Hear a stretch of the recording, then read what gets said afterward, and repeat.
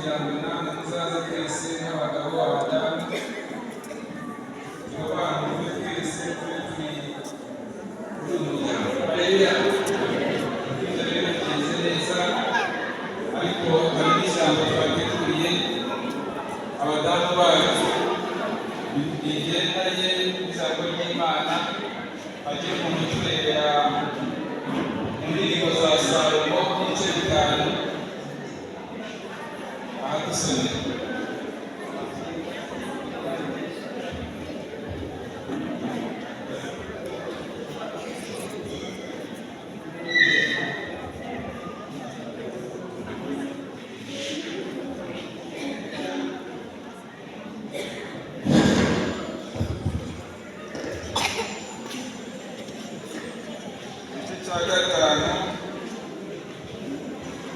umurongo wa 10 ageze 14.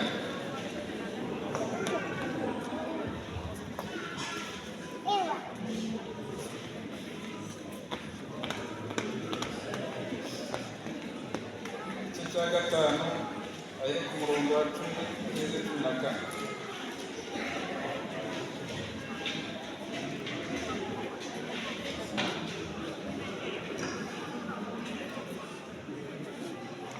Igitabo cy'indirimbo ya Salomo igice cya 5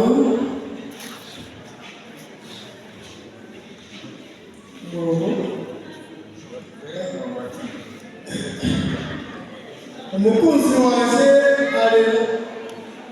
arera kandi akeye mu maso, ni inyamibwa iruta abantu inzovu, umutwe we ni nk'izahabu nziza cyane, umusatsi we uratsibye kandi urirabura nk'intuntu, amaso ye ameze nk'inyanja, n'inyana ziri mu kigezi, yuhagijwe amata kandi ateye neza, mu misaya ye hameze nk'akarima k'imibavu, hararambutse, ni nk'imiyiko itwikiriye n'uburabyo buhumura, iminwa ye imeze nk'inyangange itonyanga ishangi yagirana, ibiganza bye bimeze nk'impeta z'izahabu zashyizwemo tarushishi, umubyimba we umeze nk'ihembe ry'inzovu ibajwe, ryashyizweho utubuyenge twa safiro. Arakoze cyane, Imana imugisha. Ijambo ry'Imana rituye abadamu bacu bibaho neza.